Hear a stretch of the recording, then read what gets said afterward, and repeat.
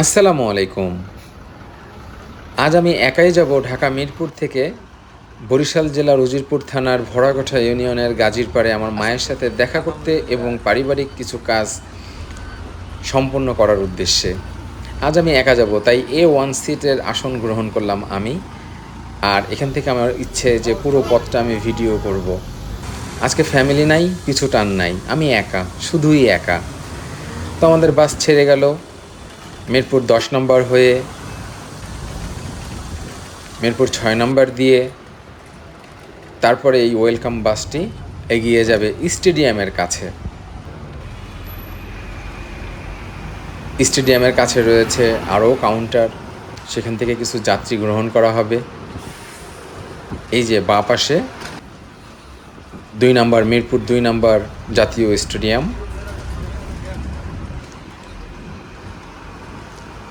অসাধারণ, অসাধারণ। ক্রিকেট প্রেমীদের জন্য এই দৃশ্যগুলো অনেক ভালো লাগার। এখান থেকে কিছু যাত্রী নিল, সেই দৃশ্যটুকু আসলে আমি ধারণ করতে পারি নাই, আসলে ক্যামেরা অন হয়নি। এনিওয়ে মিস্টেক হয়েছে। এখান থেকে কিছু যাত্রী নেওয়ার পরে মিরপুর 1 নম্বর হয়ে বাংলা কলেজের সামনে দিয়ে ওই যে দেখা যাচ্ছে সূর্য উদিত হচ্ছে, কল্যাণপুর মোড় হয়ে তারপরে আমাদের ওয়েলকাম বাসটি এগিয়ে যাবে by Ibn Sina medical college ও হাসপাতাল রেখে শ্যামলীতেও একটা কাউন্টার রয়েছে। এখান থেকেও কিছু যাত্রী গ্রহণ করে তারপরে এই চিরচেনা জায়গাটিকে ক্রস করে সংসদ ভবনের কর্নার দিয়ে তারপরে আমাদের বাসটি এমপি হোস্টেলের সামনে দিয়ে গাড়িটি ইউটার্ন নেবে। এটি অবস্থিত সংসদ ভবনের দক্ষিণ প্লাজার ঠিক মাঝ বরাবর। এখান থেকে গাড়িটি ইউটার্ন নিয়ে সোবাহানবাগ, কলাবাগান হয়ে এলিফ্যান্ট রোড থেকে গাড়িটি বায়ে মোড় নেবে। ওই যে এলিফ্যান্ট রোডের হাতি দেখা যাচ্ছে ডান পাশে, আপনারা খেয়াল করেছেন হয়তো। এই চিরচেনা এলিফ্যান্ট রোড, আগে মানুষ এখানেই মার্কেটিং করতে আসতো, এখন আর অভাব নাই মার্কেটের। এনিওয়ে, এই হলো ঢাকা ক্লাব, রমনা পার্কের বাম পাশে এবং জাতীয় শিশু পার্কের উল্টা পাশে অবস্থিত। সেখান থেকে মৎস্য কামার হয়ে তারপরে বাসটি এগিয়ে যাবে। ওই যে বায়ে দেখা যাচ্ছে মানুষ তেলের জন্য মোটরসাইকেল নিয়ে, মোটরসাইকেল ড্রাইভার ভাইয়েরা তেলের জন্য অপেক্ষা করছে। আসলে সকালটা না খুব ফাঁকা থাকে, আপনি ঢাকা শহরের যে কোনো জায়গা থেকে যে কোনো প্রান্তে চলে যেতে পারবেন 15-20 মিনিটের মধ্যে। আসলে 6টা থেকে 7টা না রাস্তা অনেক ফাঁকা থাকে। তো সরকারি কর্মচারী হাসপাতাল হয়ে আমাদের গাড়িটি ডানে মোড় নেবে। এই হলো সরকারি কর্মচারী হাসপাতাল। এখান থেকে ডানে মোড় নেবে, বাম পাশে বঙ্গবাজার রেখে তারপরে গুলিস্তান থেকে যাত্রী গ্রহণ করবে। এটাই শেষ স্টপেজ। বাম পাশে বঙ্গবাজারের কাজ জানি না হচ্ছে কি না, বোঝা যাচ্ছে না, তবে কনস্ট্রাকশনের রডগুলো পড়ে আছে। গুলিস্তান থেকে কিছু যাত্রী নিয়ে তারপরে আবার বাসটি জিপিও মোড় থেকে বায়ে মোড় নিয়ে সচিবালয়ের সামনে থেকে ইউটার্ন নেবে। এই হলো সচিবালয়, বাংলাদেশ সচিবালয়। এখান থেকে বাসটি ইউটার্ন নিয়ে তারপরে এগিয়ে যাবে। এই বাইতুল মোকাররমের এমন দৃশ্য আমি আমার জন্মের পর দেখিনি, অসাধারণ লেগেছে।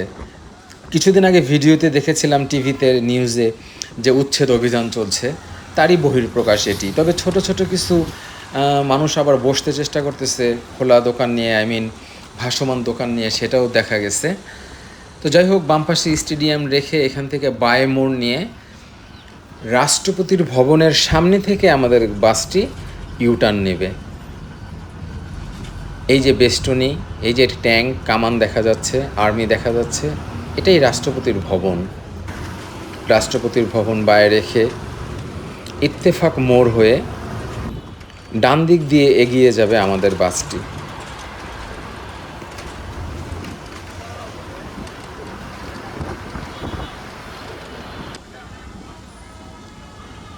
এই বাসের জ্যামের পরেই হলো উড়াল সেতু ধরার জন্য আমাদের পয়েন্ট। এই যে এখান থেকে আমরা উড়াল সেতুর পথ ধরব। উড়াল সেতুতে উঠে গেছে বাসটি। আমাদের ড্রাইভার সাহেব অনেক ভালো গাড়ি চালায়, তার গাড়িতে আমরা অনেক আসা যাওয়া করেছি। আমি দেখেছি সে খুব ভালো গাড়ি চালায় এবং বেশ সচেতন, কখনো ওভার স্পিড গাড়ি চালায় না এবং ঠান্ডা মাথার একজন ড্রাইভার। আমার কাছে বেশ ভালো লাগে তার গাড়ি চালানো।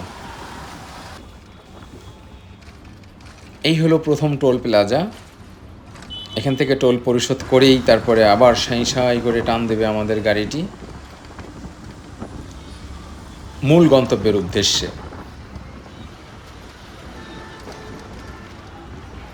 এই হলো চিরচেনা সেই বুড়িগঙ্গা ব্রিজ। ওয়াও, অসাধারণ! আমি যতবার যাই, যতবার আসি, আমার কাছে বেশ ভালো লাগে এই পথ দেখতে।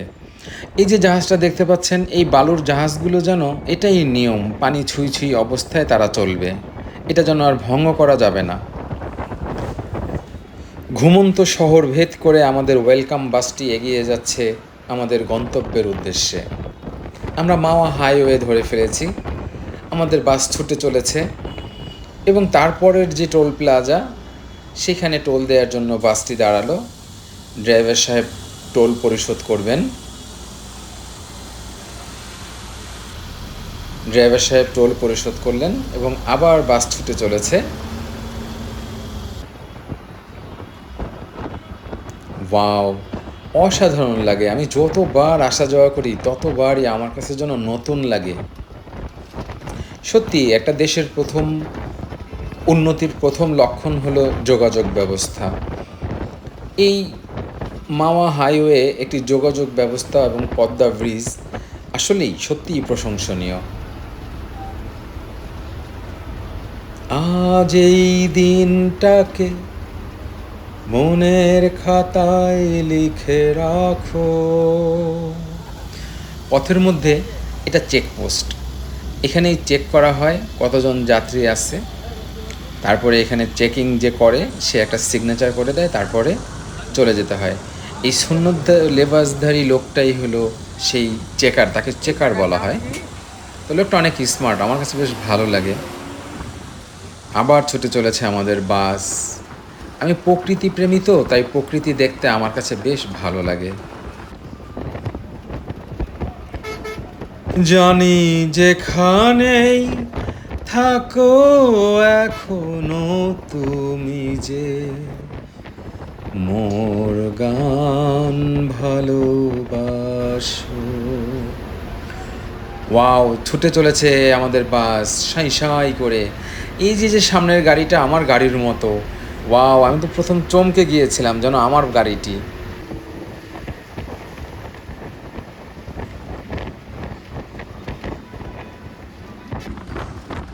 এটা কোনো প্রতিযোগিতার দৃশ্য না, এটা স্বাভাবিক দৃশ্য ছিল। মনে হচ্ছিল যেন একটা প্রতিযোগিতা চলছে বাসে বাসে, আসলে না, এটা কোনো প্রতিযোগিতার দৃশ্য না। সম্ভবত সামনে পদ্মা ব্রিজের জন্য টোল প্লাজা, এর জন্য এখানে একটু জ্যাম দেখা যাচ্ছে।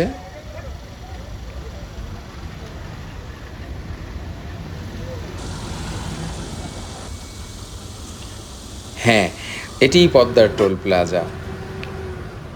পদ্মা সেতুর টোল প্লাজার টোল পরিশোধ করে আমাদের ওয়েলকাম বাসটি আবার সাঁই সাঁই ছুটে চলেছে। ওয়াও, অসাধারণ! অনেক ভালো লাগে আমার কাছে। ক্ষমা করো প্রভু মোরে, আমি পাপী তাই, তুমি ছাড়া ক্ষমার যে আর কেহ নাই। না বুঝে ভুল পথে অনেক গিয়েছি চলে, তবুও তুমি নাওনি প্রাণ, যাওনি তো দূরে সরে। আবেগের বশে ডাকিনি তোমায়, পড়িনি তো কভু নামাজ, অর্থ যশ খ্যাতি মান সম্মান লালন করে চলেছি। মন্দ বলে যদি সমাজ, ধরণী তলে যা কিছু দেখি সবই যে তোমার দান। ভুলেরই মাঝে শিক্ষা নিয়ে বুঝেছি তুমি মহান। কবিতাটি আমার লেখা ছিল, আপনাদের শুনিয়ে দিলাম। অপূর্ব একটি ব্রিজ, অপূর্ব একটি যোগাযোগ ব্যবস্থা, কিন্তু কখনো কখনো আমার মন ক্ষুণ্ণ হয় এই ব্রিজে ওঠার পর। দেখুন বাইরের দিকে তাকিয়ে, চর পড়ে গেছে, পলি জমে গেছে। কিছুদিন পর হারাবে পদ্মা নদী তার নব্যতা, তার গতি রোধ হয়ে যাবে। দুপাশে বালুপাল সারি সারিতে ভরে যাবে এবং একসময় দেখা যাবে এপার থেকে ওপার মানুষ হেঁটেই পাড়ি দিতে পারছে।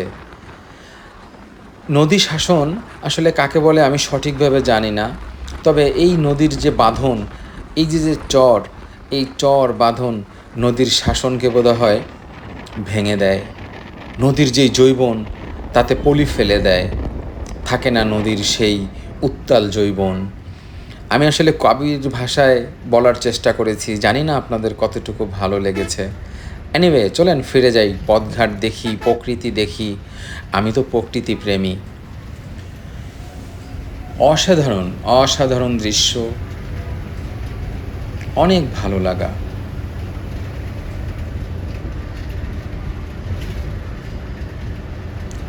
চিরদিনই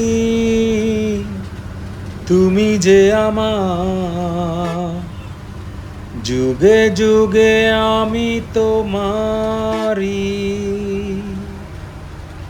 আমি আছি সেই যে তোমার, তুমি আছো সেই আমারি সঙ্গী। আমরা অমর সঙ্গী। কেউ বিরক্ত হবেন না প্লিজ, আমি আসলে গান গাইতে পারি না। দেখেছেন কি অপূর্ব সুন্দর, দুপাশে নাম না জানা কত ফুল গাছ। আপনারা জানেন আমি আসলে অনেক ফুল গাছের নাম জানি না, তবে এই ফুলগুলো দেখে আমার ভীষণ ভালো লাগে, যেন অবহেলায় ফুটে আছে এই ফুলগুলো। অসাধারণ, অনেক সুন্দর, বৃষ্টির পর আরও বেশি সুন্দর লাগে। কি সুন্দর না? ওয়াও! সামনে বোধহয় আরও একটি টোল প্লাজা। হ্যাঁ, আরও একটি টোল প্লাজা রয়েছে। জাতির পিতা হজরত ইব্রাহিম আলাইহিসসালাম টোল প্লাজা, সেতু। অনেক সুন্দর, অনেক ভালো লাগা। এই জায়গাটা কি চেনেন সবাই? এই জায়গাটা অনেক সুন্দর। ওয়াও! আমার কাছে এই জায়গাটা অনেক ভালো লাগে।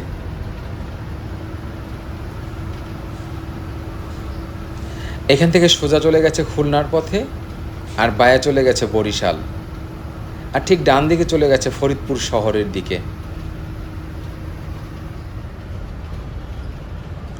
অসাধারণ অসাধারণ।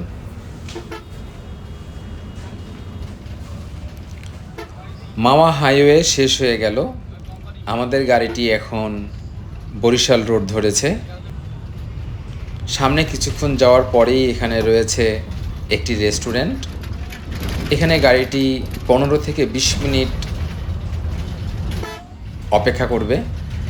কেউ জাস্ট ফ্রেশ হওয়ার জন্য ওয়াশরুমটা ব্যবহার করবে, কেউ চা কফি খাবে। এখানে এই মেগা ফুড ভিলেজ, এটাই যাত্রা বিরতির পয়েন্ট।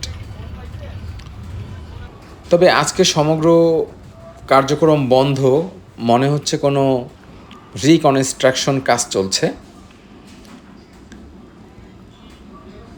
এই সবই এই হোটেল মালিকেরই সেট আপ করা। চায়ের দোকান, আচারের দোকান, এখানে নাস্তা বানানো হয়। এখানে এখন এই কার্যক্রম আজকে বন্ধ দেখছি। আগে দেখছি এখানে রুটি বানাতো, রুটি, ভাজি, পরোটা, নানান রকম খাবার, দই, মিষ্টি সব কিছুই ছিল। কিন্তু এবার দেখলাম একটু ভিন্ন, কারণ ভিতরে দেখলাম যে কনস্ট্রাকশন কাজ হচ্ছে।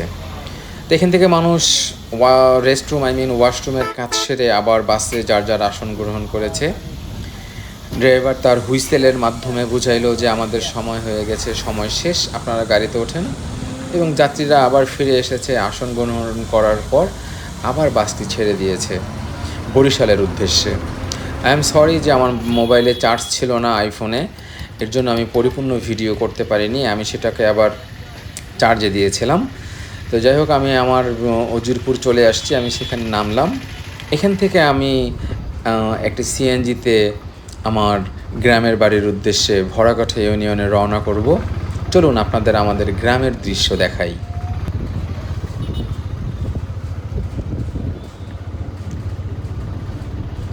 জানি যেখানেই থাকো এখনো তুমি যে, মোর গান ভালোবাসো।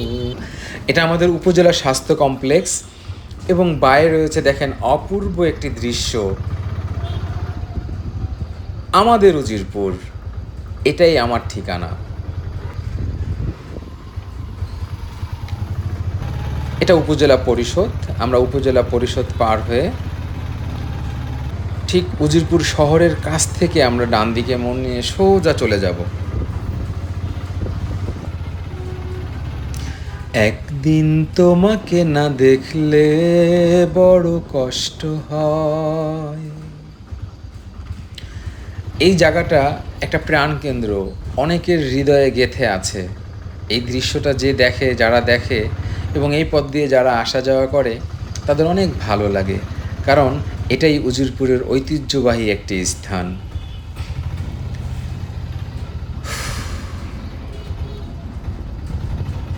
এই হলো উজিরপুর মাঠ। এর পাশে বাম পাশে রয়েছে ডাক বাংলো, তারপরে রয়েছে ফায়ার সার্ভিসের অফিস। এই পথে অনেক আঁকাবাঁকা পথ রয়েছে, অপর প্রান্তের গাড়ি দেখা যায় না, এটা খুব রিস্কের। এই যে এখানে গোল পোস্টের মতো একটি দেখা যাচ্ছে, এটা দেওয়ার কারণ হয়েছে সামনে একটু নদী ভাঙার কারণে কিছু জায়গা ভেঙে যাচ্ছে রাস্তা, যেন ভারী যানবাহন না যেতে পারে, এই কারণে এটি ব্যবহার করা হয়েছে। আপনারা যারা আসবেন সাবধান। এবার আমি লং ভিডিও করিনি, শর্ট করেছি, তাই আমি ডাবের কুল নেমেছি। নেমে ওখান থেকে একটু কাজ সেরে পরে একটা ব্যাটারির রিক্সায় আমি আমার বাড়ির উদ্দেশ্যে রওনা করেছি। আমরা চলে এসেছি আনসার মার্কেটের কাছাকাছি। এখান থেকে ডানে মোড় নেবে আমাদের ভ্যান গাড়িটি। এখান থেকেই আমাদের বাড়ির সীমানা শুরু। এই ব্রিজটি চেঞ্জ করার দরকার, এমপি মহোদয়ের দৃষ্টি আকর্ষণ করছি।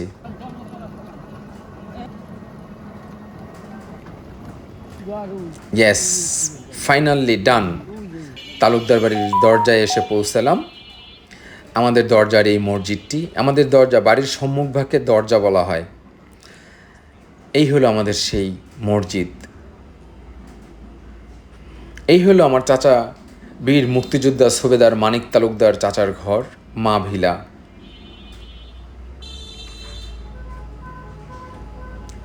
তার পাশে আমার এক চাচার ঘর। ওই যে ডান পাশে যে দেখা যাচ্ছে ঘরটি, ওটি আমার মেজো ভাইয়ের ঘর। আর এই হলো আমার বাবার ভিটা। হ্যাঁ, এটাই আমার ঘর। চলুন মায়ের সাথে দেখা করি, কথা বলি। মা, মা,